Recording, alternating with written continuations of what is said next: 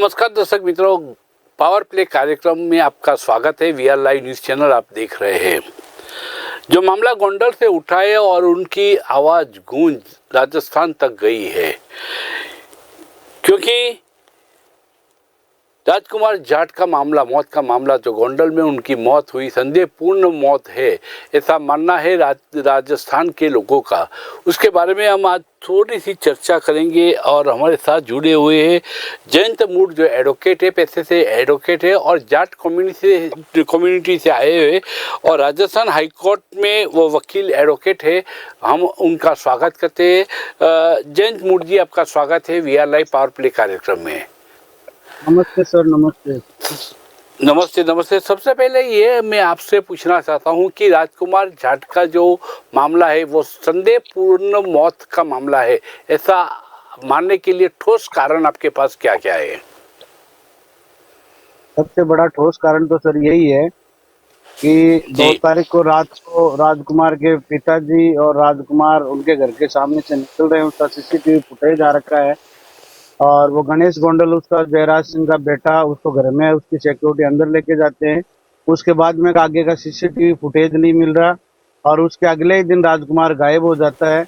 उसके बाद में जितने भी 7-8 जो एसीपी है, वो गोंडल का जो अलग अलग जो सीसीटीवी जो फुटेज दिखा रहा है, वो सिर्फ 13-14 सेकंड के, जिसमें हर फुटेज के अंदर उसकी ड्रेस बदल रही है।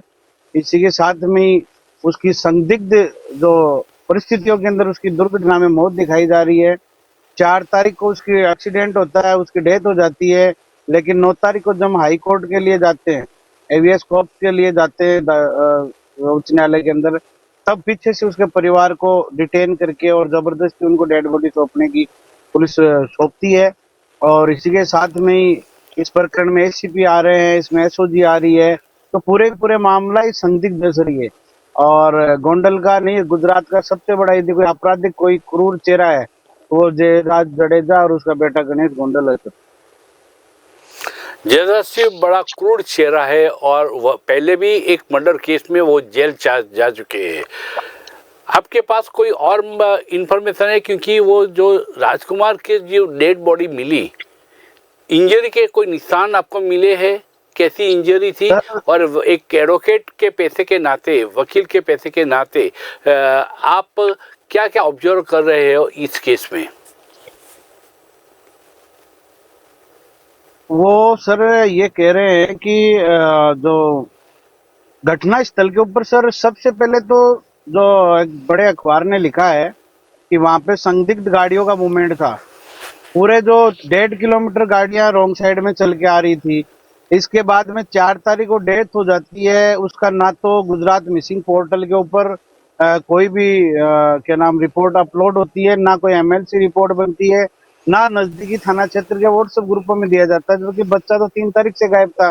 5 तारीख को जब प्रेशर पड़ता है तब ये लोग सिर्फ गुमशुदगी की रिपोर्ट दर्ज करते हैं, जबकि साफ साफ 6 तारीख की रिकॉर्डिंग में एसपी कह रहे हैं कि बोला उनके साथ में मारपीट तो हुई है, लेकिन आपका बच्चा मैं वापस लाके दे दूंगा।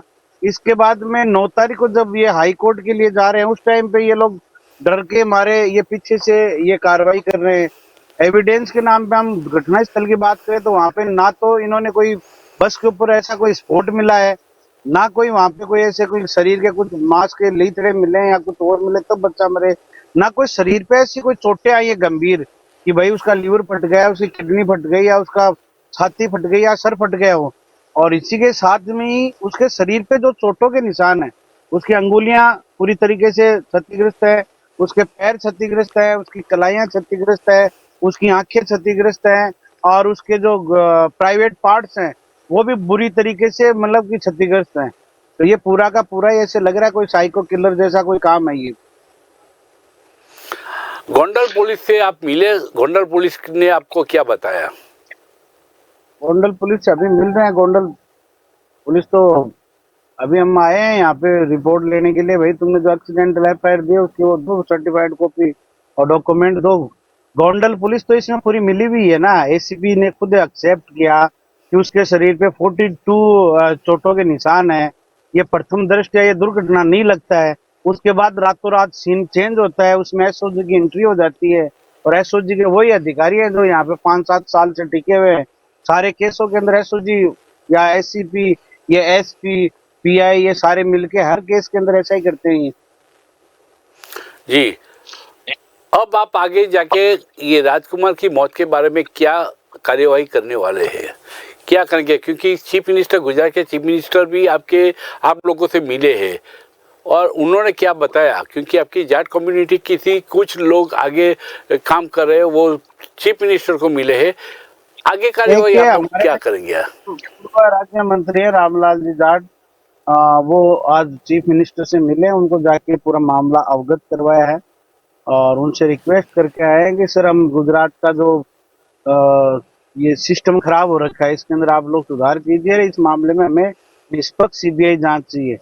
इसी के साथ आज विधानसभा के अंदर किशनगढ़ के युवा विधायक हैं विकास चौधरी जी, उन्होंने पुरजोर तरीके से राजस्थान विधानसभा में आवाज उठाई। इसी के साथ में लोकसभा में उम्मीदवार राम बेनीवाल जी हैं बाड़मेर जैसलमेर से, उन्होंने पुरजोर तरीके से लोकसभा में आवाज उठाई है। सत्यपाल मलिक साहब, महामहिम राज्यपाल साहब ने भी यह मामला उठाया है। तो पूरे देश में इसका मूवमेंट बन रहा है और हमारे जाट बिरादरी की नहीं बात करूंगा, अपितु 36 बिरादरियों के जो लोग हैं वो सारे के सारे शुद्ध है इस घटना से। और पूरे देश के अंदर में इनका जो चेहरा है, गोंडल का जो आपराधिक चेहरा है, इसको हम बाहर उसका पर्दाफाश तो हम कर चुके हैं और माननीय उच्च न्यायालय अहमदाबाद गुजरात से हम यहाँ पे हम पिटीशन दायर करेंगे और पूरे मामले के अंदर कानूनी कार्रवाई करवाएंगे। यहाँ से हमें न्याय नहीं मिलेगा तो हम सुप्रीम कोर्ट जाएंगे, वहां से नहीं मिलेगा तो हम सड़क से लेके चाहे जयपुर जाना पड़े सदन के लिए, चाहे हमें दिल्ली जाना पड़े, वहां पे हम लड़ाई लड़ेंगे। लास्ट में होगा तो राष्ट्रपति से भी मिलना पड़े, चाहे हमें यूएनओ में जाना पड़े, हर मोर्चे पे लड़ाई लड़ेंगे। गुजरात के चीफ मिनिस्टर ने आपको कुछ आश्वासन दिया? आपकी बिरादरी के लोग मिले थे चीफ मिनिस्टर को, कुछ आश्वासन दिया? क्या आश्वासन दिया?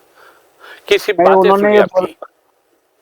उन्होंने ये पूरा प्रकरण समझा और उन्होंने बोला कि हमारी एक जांच कमेटी बना के हम इस पूरे मामले की जांच कराएंगे। हम अब आपको तो पता है सर, चीफ मिनिस्टर हो चाहे गृह मंत्री हो, 156 अलग अलग संगठनों ने इनको हमने ज्ञापन भिजवा दिए। 18 एमएलए इस प्रकरण में बोल गए, 4 एमपी बोल गए, गुजरात का एमएलए बोल चुके हैं, महामहिम राज्यपाल जी बोल गए। तो इनके नजर में तो सारी चीजें हैं, लेकिन ये तो सत्ता का दुरुपयोग हो रहा है। यहाँ पे खाकी और खाकी का गठजोड़ है जो गुजरात में हावी हो रखा है व्यवस्थाओं के ऊपर। जी, खाकी और पॉलिटिशियन दोनों की मिली भगत है यहाँ पे, ऐसा आपका मानना है? और एक सवाल वो भी उठता है जैन जी कि अगर ये मर्डर है तो मर्डर के पीछे कोई राज होना चाहिए, कुछ वजह होनी चाहिए। बिना वजह कोई क्राइम नहीं बनता है। आप एडवोकेट हो, पैसे से एडवोकेट हो, इसलिए मैं ये पूछ रहा हूँ, क्या वजह होगी? आपको क्या आशंका है? आशंका ये है सर कि जब से मैं इस प्रकरण में जुड़ा हूँ तब से मैंने पूरे गोंडल के बारे में इतने मैंने इनपुट्स लिए, सारी चीजें पढ़ी हैं, पुराने केस भी, चाहे विपिन पिलूदड़िया केस हो, चाहे वो कॉन्ट्रैक्टर हो, चाहे राजू सोलंकी का मामला हो, चाहे नीलेश भाई हत्याकांड हो, सारे प्रकरणों में एक सिस्टम सीधा सा आ रहा है कि ये लोग हर आदमी को ये उठाते हैं जो साइको किलर्स करते हैं। आपने देखा हो ना कि 4-5 महीने पहले एक राजकोट से एक साइको किलर को पकड़ा था, जो 5 दिन 5 अलग अलग ट्रेन में चढ़ा, उन्होंने वहां पे रेप किया और उनके मर्डर कर दिए। तो उसी टाइप का इसका बेटा है, वो पूरा साइको हो रखा है और उसको महीने 1.5 महीने में क्राइम करने की आदत लग गई है। और इतने बड़े बाहुबली है, माँ विधायक हैं, पापा विधायक हैं, पैसे की कमी गाँव, तो इनका जो आत्मविश्वास इसका बहुत ज्यादा बढ़ गया। ये बच्चा उसके घर के सामने से जा रहा था, आपस में पिता और पुत्र आपस में बाइक चलाने को लेके आपस में बहस कर रहे थे। इसने अंदर बुलाया तो हमें लगता है कि भाई कि हमारी जाट कम्युनिटी का बच्चा था, यूपीएससी का छात्र था, तो इन्होंने कुछ उसको गाली दी होगी या कुछ ऐसा कुछ बोला होगा, उसने पलट के जवाब दिया। बस जवाब देने से इनका अहंकार जो है वो तो इनका सर पे चढ़ के बोल रहा है, तो इनका वो टसन अड़ गया होगा और इन्होंने मारपीट की है। और उसके बाद में बच्चा चला गया, फिर इनको लगा होगा कि यार ये तो राजस्थान का है, मारवाड़ी है और क्या नाम, ये सुबह मीडिया में आ जाएगा, और तो इन्होंने इसको संदिग्ध परिस्थितियों में या दुर्घटना दिखा के पुलिस के गठजोड़ से इन्होंने ये पूरा हत्याकांड कर दिया इन लोगों ने। आप बेसिकली राजस्थान से है, ये घटना घटी हुई है, वो बनी हुई है वो गोंडल में। गोंडल और राजस्थान के बीच काफी फासला है। आप कैसे ये लड़ाई लड़ पाएंगे? कब तक आप गोंडल आके लोगों के साथ बात करेंगे, इन्वेस्टिगेशन करेंगे, पुलिस पे से बात करेंगे या पॉलिटिशियन से बात करेंगे? कैसे ये जंग लड़ी जाएगी? सर दोनों के बीच में 850 किलोमीटर की दूरी है और हम लोग तो बार बार ये निवेदन करें, पुलिस पे तो हमें भरोसा ही नहीं है। निष्पक्ष सीबीआई जांच चाहिए हमें। जब तक सीबीआई की निष्पक्ष जांच नहीं होगी तब तक हम लोग लड़ाई लड़ेंगे। और आने जाने का तो मगर सर ये है कि अब लड़ाई लड़ने के लिए पहले दुनिया के अंदर जितने ऐतिहासिक बड़े बड़े राजा हुए, पूरे विश्व विजेता रहे, तो उनको भी तो चलना पड़ा था। महात्मा गांधी ने दांडी यात्रा की। तो क्रांति को पैदा करने के लिए सर पैदल चलना पड़ता है, भटकना पड़ता है। तो न्याय के लिए और ये व्यवस्था परिवर्तन के लिए, लोकतंत्र की गोंडल में आजादी के लिए हमें लड़ना पड़ेगा, पैदल चलना पड़ेगा, परेशान होना पड़ेगा, पसीना निकालना पड़ेगा। जी गुजरात के चीफ मिनिस्टर के जवाब से जांच कमेटी बिठाई जाएगी, ये जवाब से आपको आप संतुष्ट है कि नहीं है? आप प्राइम मिनिस्टर को मिलने के लिए सोच रहे हैं या क्या बात है? क्या करेंगे आप? सर हम तो बड़े लेवल की बात तो करते नहीं, हम तो हाई कोर्ट में जाएंगे सीधा सीधा। हाई कोर्ट पे हमें भरोसा है, और वहां से नहीं और सुप्रीम कोर्ट में जाएंगे। हमारी दूसरी टीम है वो प्राइम मिनिस्टर से और इन सारों से मिलेंगे। और तीसरी जो हमारी टीम है वो सड़क से लेकर सदन तक लड़ेगी। इसके लिए चाहिए हमें रास्ते जाम करने पड़े, धरने प्रदर्शन करने पड़े, विधानसभाओं का घेराव करना पड़े, दिल्ली जाना पड़े, ये सारे काम करेंगे हम लोग। बाकी मुख्यमंत्री जी को तो सब चीजों का पता ही है, रोजाना हरकतें हो रही है। 2 दिन पहले गोंडल के अंदर एक बच्चे के साथ में फिर मारपीट हुई है, उसमें भी इसके लोग कुछ असामाजिक तत्व इसी के गिरोह के बता रहे हैं कि वो जो पाटीदारों का बच्चा है उसके साथ मारपीट हुई। 2 दिन पहले एक राजकोट के अंदर एक ब्लैक शीशो की गाड़ी थी, उससे वो एक औरत के ऊपर वो एक्सीडेंट टाइप का एक वीडियो आ रहा है। तो और अभी मैं 2 दिन से घूम रहा हूँ, इतने सर जेड ब्लैक शीशो की गाड़ियां घूमती हैं, बिना नंबरों की गाड़ियां घूम रही है। राजकोट लग ही नहीं रहा कि कोई एक विकास का मॉडल गुजरात का हिस्सा है। तो हिस्सा ऐसे लग रहा है जैसे कोई आतंकी क्षेत्र हो गया पूरा का पूरा। अच्छा, जो राजकुमार की मौत हुई उनके परिवार की हालत कैसी है अभी? कौन कौन है परिवार में? परिवार में उनकी 2 बहनें हैं, एक पिता है, एक माता है, और बहुत ही मिडिल क्लास फैमिली है सर। रोजगार के लिए यहाँ पे पाव भाजी का व्यापार करते हैं। अभी शॉक्ड है वो सारे लोग, मानसिक रूप से भी बड़े, कि उनकी बहुत सी उम्मीदें थी सर कि बच्चा यूपीएससी के लिए उन्होंने इतने पापा ने कर्जा ले लेके उसको पढ़ाया, अच्छी स्कूलों में पढ़ाया, अच्छी शिक्षा दिलाई, बाजीराव से कोचिंग करवाई। तो एक सपने किसी के सर टूट जाते हैं तो फिर आपको तो पता है उसकी मानसिक स्थिति और परिवार की क्या होती। घर का चिराग बुझ गया सर, ये इनके घर का बुझता तो इनको पता चलता है, पागल हो जाते हैं ये लोग। 5 दिन तक ये लावारिस हुई थी लाश।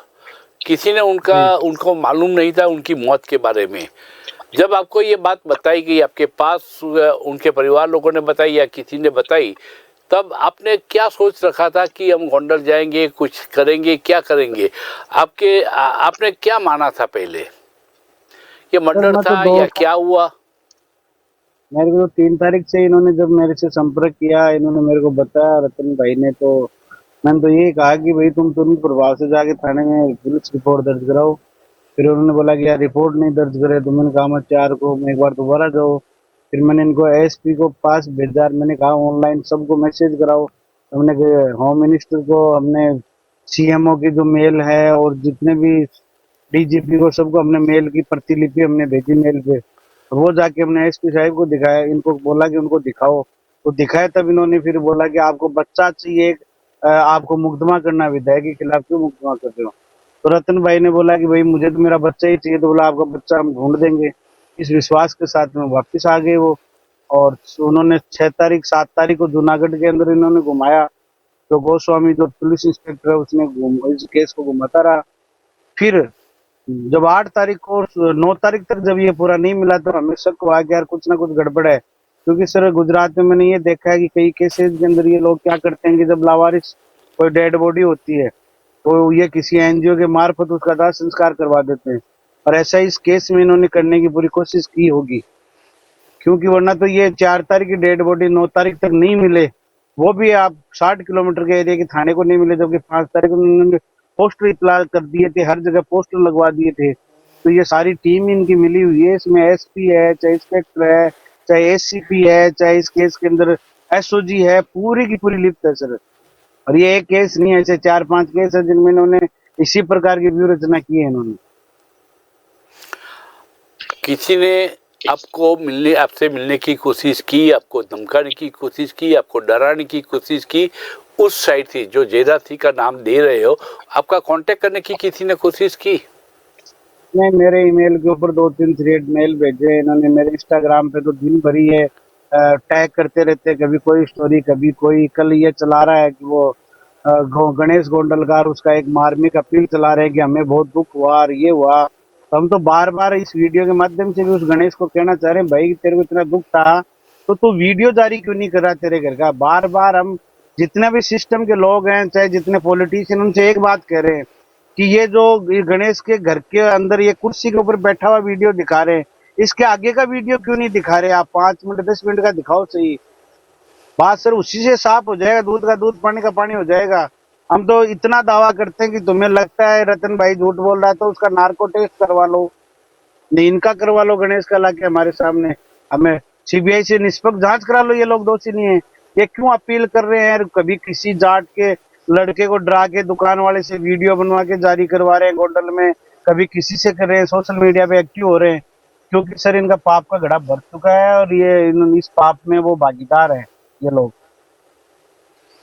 ये सीसीटीवी और ये फुटेज तो धमकी तो सर इतनी दे क्या है इतनी, लेकिन वकील का गुजरात का तो पता नहीं, राजस्थान के अंदर तो हमारे वकीलों को इतने है कि कोई धमकी देने वाला यदि आए, हम तो, मैं तो कुछ दिन वीडियो माध्यम से कह रहा था कि इतने बड़े दादा हो कि इतने बड़े तुम कोई बादशाह हो, कोई वहां के तो आओ ना एक बार भाई। 800 किलोमीटर की दूरी है, 350-300 किलोमीटर तुम आ जाओ, इधर राजस्थान का बॉर्डर आ जाए, इधर से मेरा भी एरिया 700 किलोमीटर पड़ता है, वहां पे मैं आ जाता हूँ और देख लेते हैं। सरकार को और पुलिस को तो बीच में लाना नहीं, फिर पता चल जाएगा असली मर्द कौन है। और मैं तो अभी भी गुजरात के अंदर ही घूम रहा हूँ, पता चले मर्दान की दिखाओ तो सही तुम। लेकिन वो राजू सोलंकी बेचारा एक आदिवासी बेचारा, क्या नाम, दलित था, दलित बेचारा बच्ची के साथ में घर से जा रहा था, उसके साथ में उन्होंने निर्मम पूर्वक मारपीट की, इतना मारा कि जूनागढ़ में लोगों ने धरना प्रदर्शन किया। उस मामले में 4 महीने जेल काट के है, अब उसके बेचारे परिवार को पूरे को झूठे मुकदमों के अंदर जेल कटवा रखी है। ऐसे ही शोषण इन्होंने पहले किए लोगों के। वो कॉन्ट्रैक्टर था बेचारा, उसके साथ कैसे हाथ पैर तोड़ के कितने इसी तरीके से मारा। फिर वो हाई कोर्ट गया, हाई कोर्ट से वो यहाँ पे आया। सर पूरा ये क्या है कि सर राजकोट नहीं पूरा गुजरात जानता है इनके बारे में तो, लेकिन पता नहीं लोग इतना कितना बड़ा खौफ है इसका कि कोई इसके सामने नहीं आना चाह रहे हैं। जयराज सिंह को आप चैलेंज कर रहे हो कि अगर दम है आप में, अगर आप अपनी जात को मर्द मानते हो तो 400 किलोमीटर इधर से यहाँ आप आ जाओ, 400 किलोमीटर हम आ जाएंगे। क्या करेंगे बात पे, बातचीत करेंगे या क्या करेंगे? तो राजकोट में घूम रहा हूँ, मेरा तो वीडियो 1 मिलियन से ज्यादा चले गए, लोग कह रहे हैं, हम तो अभी भी कह रहे हैं मर्द का बच्चे हो तो आओ ना हमारे सामने, मेरे से भिड़ लो ना यार तुम लोग। मैं तो बार बार कह रहा हूँ सर, ये सोशल मीडिया का ये काहे का ड्रामा, कभी तो एसपी वीडियो जारी कर रहा, कभी एसीपी कर रहा, तो तुम्हें कानून तो तुमने जेब में डाल रखा है, तो कानून को एक साइड में छोड़ो और फिर आओ रतन भाई, हम इधर खड़े, हमारे वाले तुम तुम्हारे वाले खड़ो।